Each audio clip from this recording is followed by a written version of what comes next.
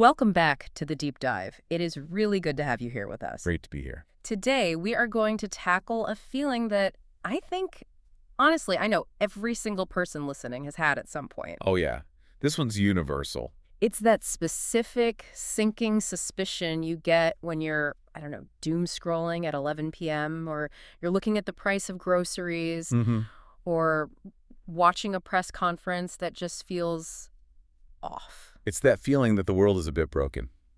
Or more than a bit. Exactly. It's that gut feeling that the game is rigged, that the chaos we see all around us isn't, accidental. That things aren't just breaking, they're being broken. On purpose. Yes. That nagging voice in your head saying there are hidden forces at play, or a they with a capital T who are pulling all the strings. And the internet, of course, is just a fire hose of theories about who they might be. Absolutely. It's the red yarn on the corkboard connecting dot A to dot B.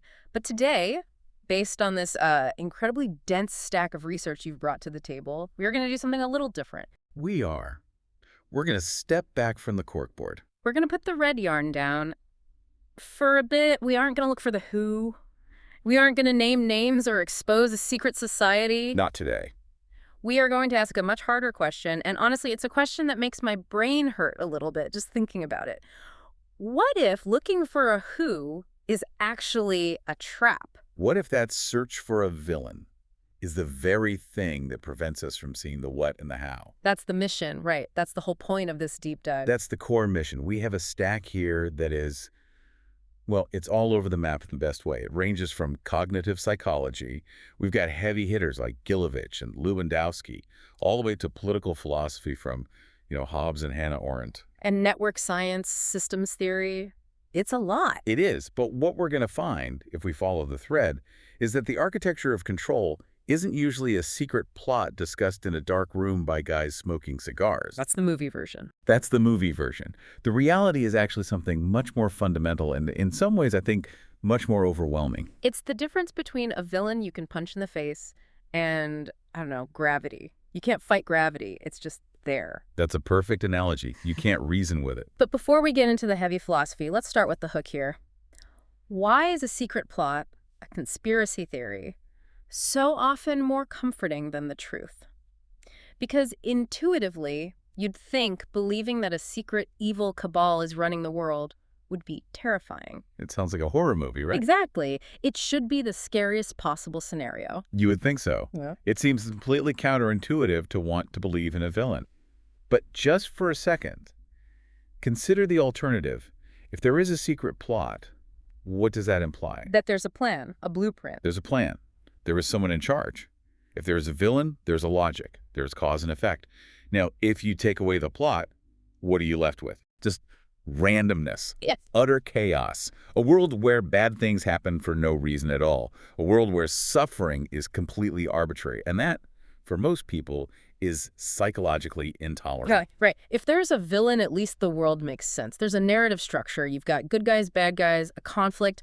I can understand that story. You can orient yourself within it. And it means if we just, defeat the bad guy, everything gets better. Yeah. There's a clear path to victory. Precisely.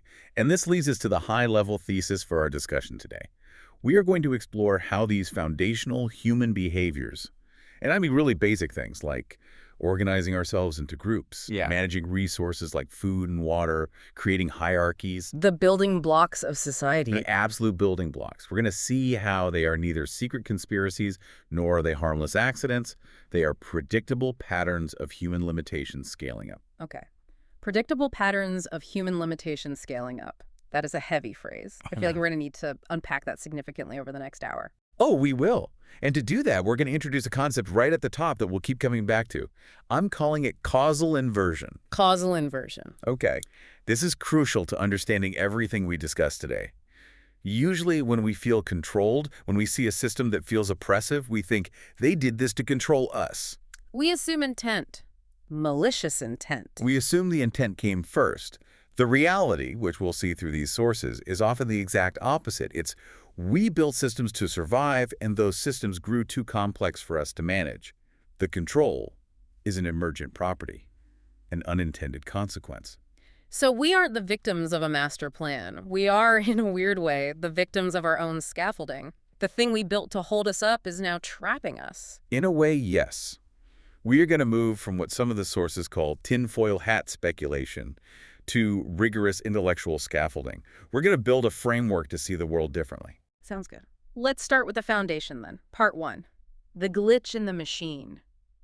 Why do our brains even do this? Why do we invent these plots in the first place? Why are we so susceptible to this way of thinking? We have some research here from the cognitive psychologist Thomas Gilovich. Gilovich is absolutely essential here. His entire body of work is about how bad we are at thinking straight. He has this core concept that humans are, well, we're biologically wired to misread reality. Wired to get it wrong. Pretty much. Yeah. His quote, and I love this, is that we misread the evidence of our everyday experience and be convinced something is true when it isn't. And this isn't just about being wrong about a trivia question, right? This isn't getting the date of a historical battle wrong. This is about how we process reality itself. Right. This is about the brain's operating system. We think we're these rational, logical beings, but we're not. We rely on intuition, on gut feelings, not data. We are fundamentally pattern-seeking machines. That's what we do best. See the face in the clouds, the shape of the toast. Exactly. And when we find a pattern, our brain gives us a little hit of dopamine. It feels good. We feel smart. We feel safe. I figured it out. And Gilovich points to confirmation bias as the mother of all biases. He does. And I think most people have a vague idea of what confirmation bias is, looking for stuff that agrees with you, following people you agree with online. The basics, yeah. But the sources suggest it's much, much deeper than that. It's not just an annoyance. It's structural to our thinking. It's much deeper. It's not just passively looking for agreement. It acts as an active filter that literally blinds you to structural reality. Blinds you? How so? Think about it this way. If you decide, for whatever reason, that a specific group of international bankers is manipulating the global economy. Classic trope. A classic. From that moment on, every time the stock market dips, you don't see a complex system at work. You see proof. You see their hand at work. So you literally cannot see the thousands of other variables. Interest rates, supply chains, consumer confidence, a war on the other side of the world. They don't exist. Your filter has blocked them out. They become noise. The only signal you can detect is the one that confirms your initial belief. It's like wearing red-tinted glasses and being amazed that the whole world is red. You're pointing at a white wall saying, look, it's red. And technically, from your perspective, it is. That's a perfect way to put it. The data hasn't changed, but your processing of the data has been hijacked by the filter. And this connects directly to the work of Pia Lamberty, who's a sociopsychologist in our stack. Okay, what does she add to this? She argues that people turn to conspiracies specifically when they feel a loss of control. It's a trigger. That makes a ton of sense. When I feel like my life is spiraling, maybe I lost my job, or there's a health crisis in the family, or, the government just changes laws that dramatically affect me, I want to know why. I need a reason. Lamberty calls it an attempt to connect loose ends to patterns. It's a psychological coping mechanism. It's a displacement. If you can identify a villain, you theoretically have a target. It gives you something to focus on other than your own powerlessness. Exactly. You regain a sense of autonomy, even if it's a false autonomy. The very act of knowing the truth that others don't becomes a form of power. I know what's really going on becomes a way of saying, I am not just a victim of circumstance. So finding that villain, that plot, it restores order to a chaotic world. If the world is just random chaos, that's terrifying because I can't do anything about chaos. But if it's a plot... At least there's a script. And if there's a script, maybe I can flip it. Maybe I can fight back. Correct. And this brings us to Stefan Lewandowski's research, which adds another crucial layer. He argues that conspiracy attraction is tied far more to emotional drivers and social identity than to any kind of data alignment. It's about who you are, not what you know. Precisely. It becomes a central part of your identity. And this is where we get the hammer and nail analogy from the behavioral science notes. You've probably heard it. When all you have is a hammer, everything looks like a nail. Yes. So if your identity becomes the skeptic or the one who knows the truth, then every single event in the news becomes a nail for your hammer. You aren't analyzing the event on its own terms. You are reinforcing your identity. So you see a plane crash, it's a conspiracy. You see a new vaccine, it's a conspiracy. You see a celebrity breakup. It's a distraction, engineered to keep you from seeing the real conspiracy. You are hammering away at reality to make it fit the shape of your identity. It's not evidence gathering, it's costume maintenance. It's like you're putting on the Sherlock Holmes hat, but you've already decided who the killer is before you even enter the room. That's a brilliant way to put it. Costume maintenance. Yep. And Scott Lilienfeld, another psychologist in the stack, really drives this home by noting that our intuition is what drives belief formation. We trust our gut. We're always told to trust your gut. And for some things, that's great advice. Our gut evolved to help us survive on the savannah, to avoid lions and find edible berries. That's what it's good at. What it did not evolve to do. It did not evolve to understand complex global derivatives markets, or epidemiological models, or quantum physics. Our gut is frankly terrible at understanding complex global systems.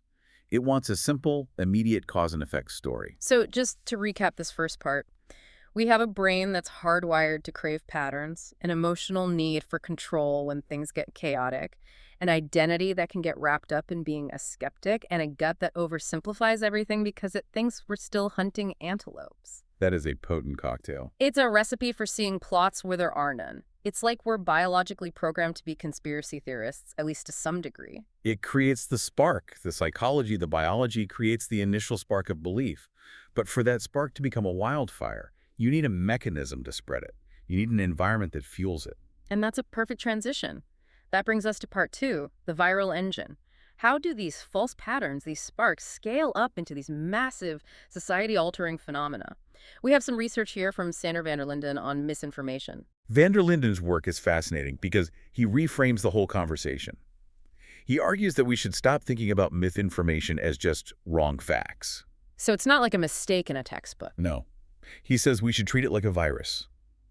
It spreads like an epidemiological contagion. It is, in his words, a virus of the mind. Wow. So we should treat conspiracy theories like the flu, like something you catch from being in a room with someone else who has it. In terms of how they propagate, yes. It's about exposure, susceptibility, and transmission vectors.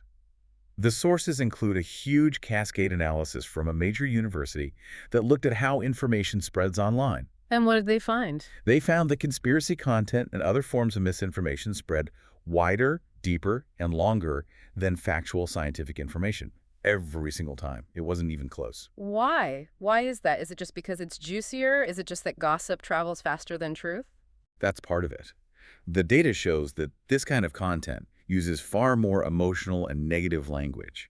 It triggers our fear and threat detection systems in our brain, which makes us pay attention and want to share it to warn our tribe. It's like the digital version of shouting lion in the tall grass. Exactly. But there's also a deeper structural reason. Conspiracies have what the researchers call storytelling architectures. Storytelling architecture. They have actors, villains, plot twists, rising action, a clear moral framework. They follow the hero's journey. The person discovering the conspiracy is the hero, fighting against the shadowy villain. And reality usually doesn't have that. Reality is boring. Reality is a meeting that could have been an email. Yes. Reality is a gradual trend line on a graph that takes 10 years to move 2%. Reality is complex, it's nuanced, it's often anticlimactic and unsatisfying. Well, conspiracies are Hollywood blockbusters. Exactly. If you put a dry, 100-page analysis of economic fluctuations, which involves interest rates, labor markets, and trade deficits up against a 5-minute video with scary music about a secret society stealing your wealth, the story wins. Every single time. The story sticks. And of course, we are living in a world that is perfectly designed to amplify those stories. We have a source here, a bit older but more relevant than ever, Guy Debord. He talks about the society of the spectacle. This sounds very dramatic. Debord is crucial for understanding the modern world, even though he wrote this decades ago, long before the internet. He argued that we live in a world where representation has replaced reality. What does that mean exactly? It means we consume images of the world rather than engaging with the world itself. We watch the news, we see the clips, we scroll through the memes. We're not experiencing the economic downturn. We're experiencing the spectacle of the economic downturn. So we're watching the movie of life instead of living it. Okay. We're judging the reflection in the mirror rather than the object itself. And in that movie, in that spectacle, we cluster into what the network research calls echo chambers or narrative tribes. We find a tribe, we get our information from the tribe, we reinforce the tribe's narrative. We surround ourselves with people who are all watching the same movie. And this is where it gets really dangerous, right? Because the research shows that trying to debunk this stuff, Trying to show someone from another tribe the facts doesn't work. It often makes things worse. There's a well-documented phenomenon called the backfire effect. This is the idea that if I show you concrete evidence proving you wrong, you don't just ignore it, you actually double down on your original belief. You dig your heels in even harder. Yes, because as we established in part 1, the belief isn't based on facts in the first place. It's based on emotion and identity. So if I attack your belief, you don't perceive it as a helpful correction. You perceive it as an attack on you, an attack on your tribe. So you retreat further into your fortress to protect your ego, to protect your identity. And the walls of the fortress get higher. This creates a really scary loop. In our notes, we call it the distraction economy. Let's unpack that. It is a distraction economy. We become so busy decoding the spectacle, the fake plot, the online drama, trying to find hidden messages in a pop star's music video, that we completely ignore the real structure. The actual machinery of power? Exactly. We ignore the real economic and political machines that actually dictate the quality of our lives because we are too busy fighting shadow puppets on the wall of the cave. We're arguing about the paint color while the house is on fire. That's it. And that is a perfect transition to part 3, because this isn't just about psychology or the internet. There's a deeper, almost spiritual layer to this. We're calling it the philosophical pivot or the God gap. Okay, this feels like a big turn in the road. It is. This is one of my favorite insights from the entire stack of research. It comes from the philosopher Karl Popper. And it's a bit of a bombshell. He argued that the conspiracy theory of society is essentially a replacement for religion. Wait, hold on. Conspiracy theories are secular religion. That seems like a stretch. I mean, conspiracy theorists usually pride themselves on being free thinkers, right? The opposite of religious zealots. On the surface, yes, but think about it structurally, not in terms of content, but in terms of function. In the ancient world, if a massive storm came and destroyed your village, who did you blame? Poseidon or Thor or just, the gods are angry. Right. You blamed a divine agent. You couldn't accept that it was just a confluence of air pressure and temperature gradients. That feels meaningless, empty. You needed an agent. You needed who to blame or to pray to. Okay, I see where you're going with this. We, as a society, largely stopped believing that Poseidon causes storms. We killed the gods in a Nietzschean sense. We did. But we never got rid of that deep-seated psychological need to point the finger at someone. The need for an agent behind the curtains. So that need is still there. It's just Yeah. looking for a new home. Exactly. So now, if the economy crashes or a pandemic hits or the culture shifts in a way that makes us uncomfortable, we can't accept that it's just a million complex variables interacting in unpredictable ways. That feels too chaotic, too out of control. So we replace the gods with the elites. The elites are the new Olympus. They are the ones up on the mountain throwing the lightning bolts down at us. They are the hidden agents. We have a metaphysical need for an agent. We cannot accept that things just happen. And this is backed up by more modern research on what are called Bayesian explanatory vices. Explanatory vices. That sounds like a bad habit, like smoking or biting your nails. It is an intellectual bad habit. It's the principle that people will almost always prefer an explanation that is psychologically satisfying over one that is factually true. And a conspiracy is deeply satisfying. It's incredibly satisfying. It Yeah. gives you a clear cause and a clear effect, a villain, a motive, a plot. Market fluctuation due to complex algorithmic trading and downstream effects of supply chain fragility is not satisfying. It's boring, and it makes me feel dumb and powerless. It offers no emotional closure. There's no one to be angry at. So we trade truth for closure. We'd rather be scared by a compelling ghost story than bored by a math textbook. Every single time. And it's not just about boredom, is it? It's about meaning. If the market crashes because of complex variables, it means we are vulnerable to forces we can't control or even fully understand. It renders us insignificant. But if it crashes because of them, then we have a villain to fight. It gives us a purpose. It makes us the protagonist in the story. You become the hero in your own movie. Wow, that is profound. It reframes the entire phenomenon. Okay, but this leads us to the hardest part of this whole conversation, the pivot. If it's not a secret cabal, if it's not the Illuminati or some other shadowy group, then what is it? Why does it feel so strongly like we are being managed? Because that feeling is real. I feel it when I pay my taxes. I feel it when I see ads targeting me with terrifying precision. And this is part 4, the boring truth. You're right to ask that. The reason it feels like we are being managed is because we are. Aha! So there is a plot. I knew it. He finally admitted. No, no, no, not a plot. That's the crucial distinction. It Yeah. is the baseline condition of civilization. Mm-hmm. The sources call this the primacy of resource manipulation. Okay, you have to walk me through this. Primacy of resource manipulation. It sounds very academic. Let's make it simple. Yeah. We have to look at the historical anchors, the political philosophers like Hobbes, Locke, Rousseau.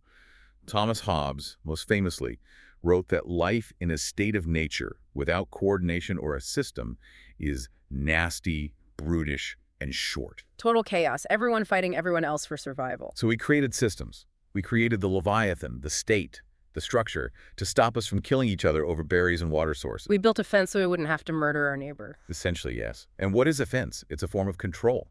What is farming? It's manipulating the land, cities, taxes, laws. These are all forms of resource manipulation and social organization.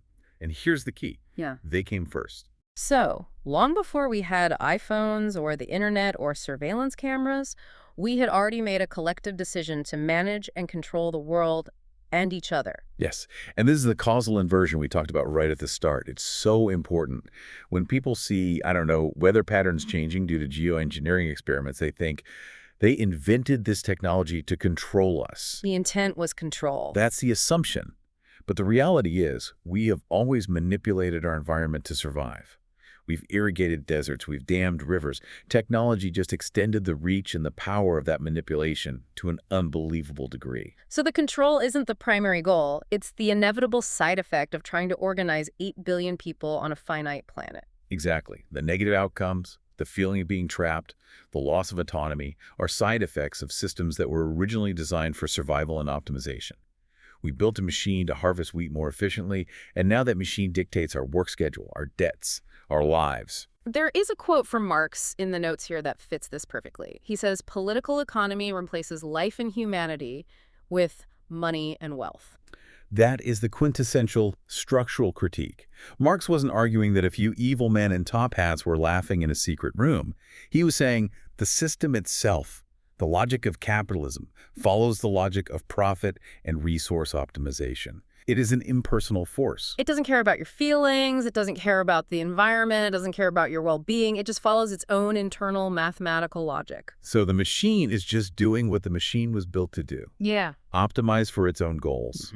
And if that optimization crushes us, it's not personal. It's just. It's just It is not personal. And that, in many ways, is more terrifying than a conspiracy. You can bargain with a villain. You can appeal to their humanity. You cannot bargain with an algorithm or a bureaucracy. You cannot plead with a spreadsheet. Which is a chilling thought. And it brings us directly to part 5, the banality of harm. Because this is the big question, isn't it? If the system isn't capital evil, if there's no mustache-twirling villain, why is the result so bad? We have staggering inequality, environmental degradation, massive structures of surveillance and control. It feels evil. It does. And this is where we have to understand how simple, common human flaws scale up into catastrophic outcomes. The indispensable guide here is the philosopher Hannah Arendt. Right. She coined the phrase, the banality of evil. She did. I've heard this term thrown around a lot.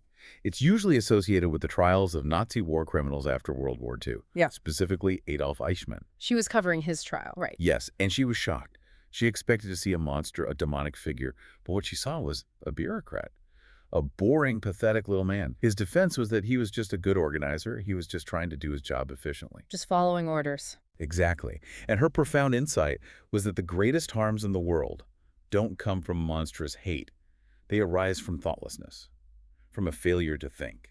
It's the person stamping the form who doesn't look up to see the human being standing in front of them. It's the, I was just doing my job mentality, but applied to every part of modern life. Precisely.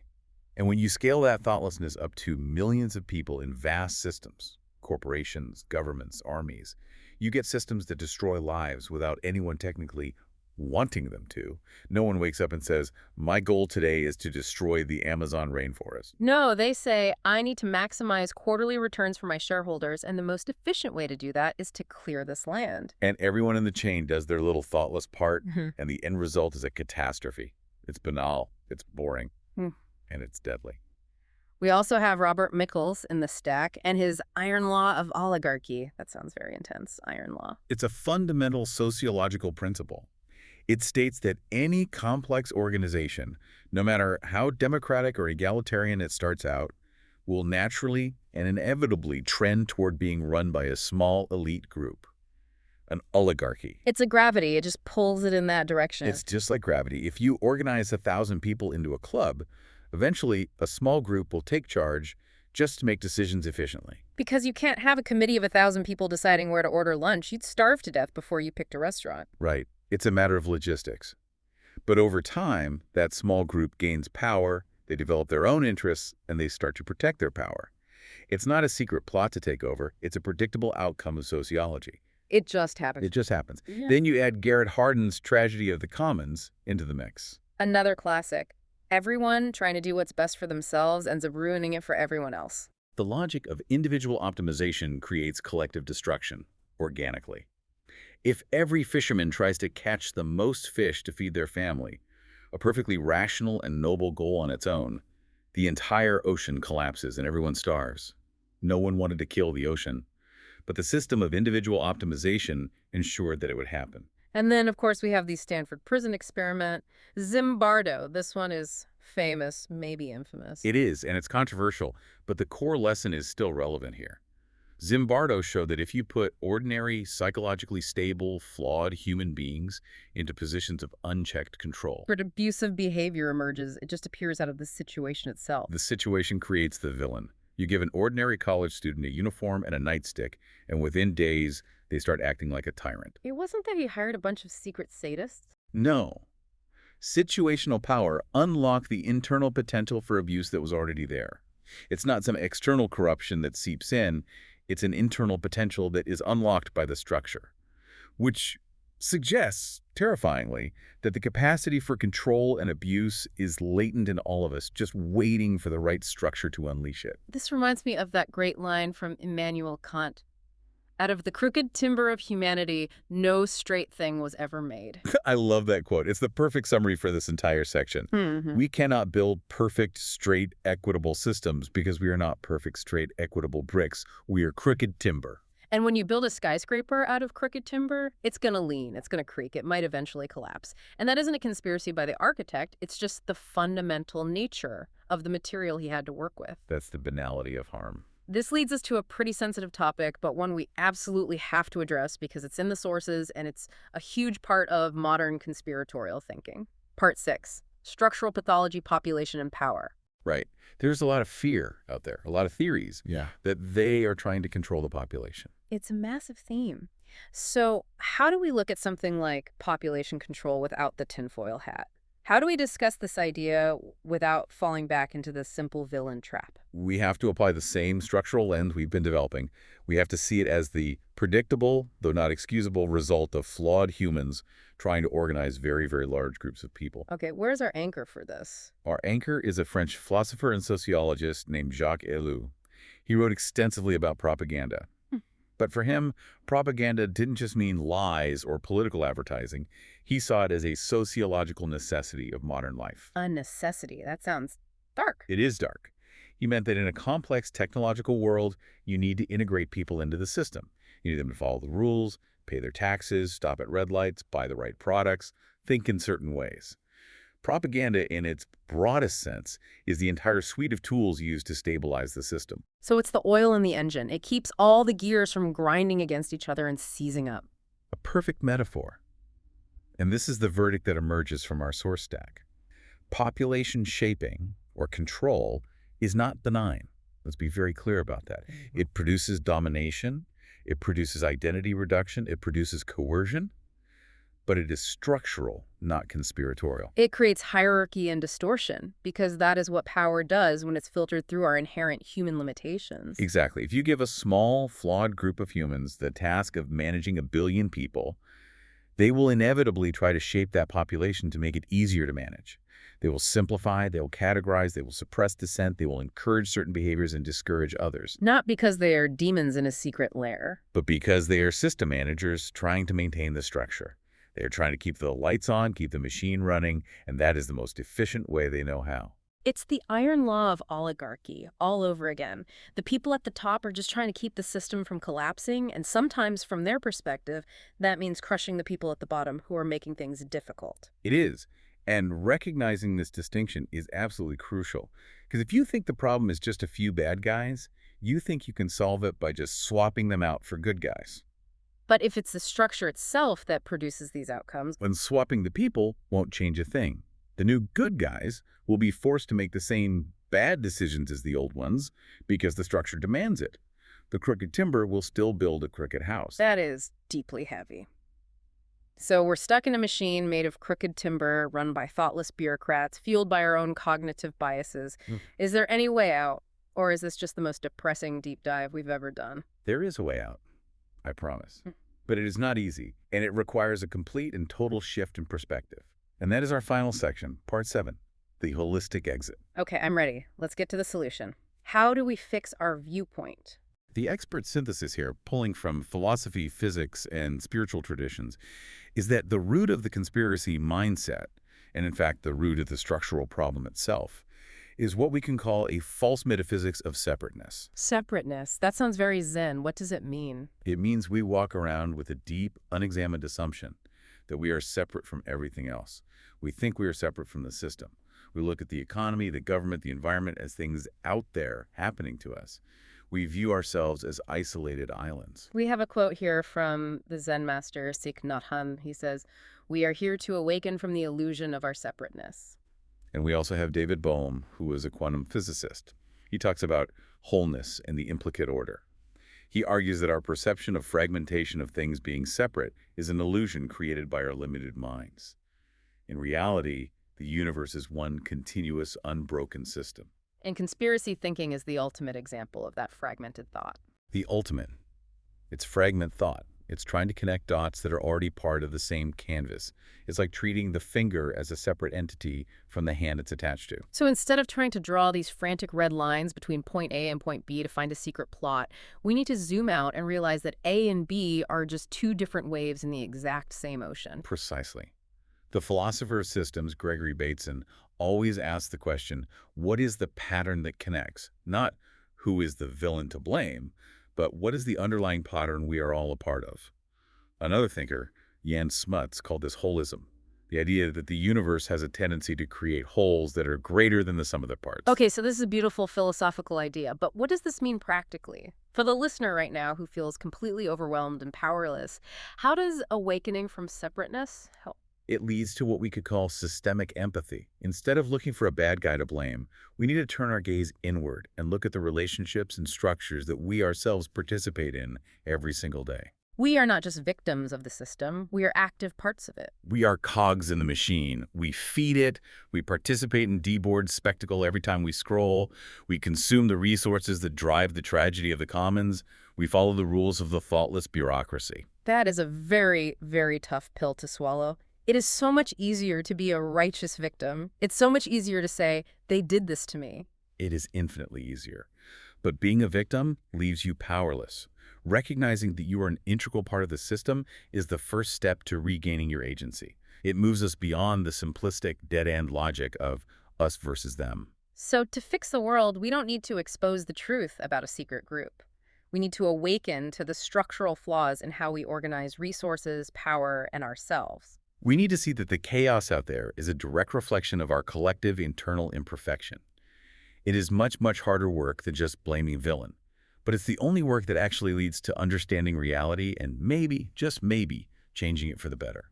It's the difference between trying to fight a ghost in your house and actually fixing the crumbling foundation. Perfectly said. You can swing at the ghost all day long and you will achieve nothing but exhaustion.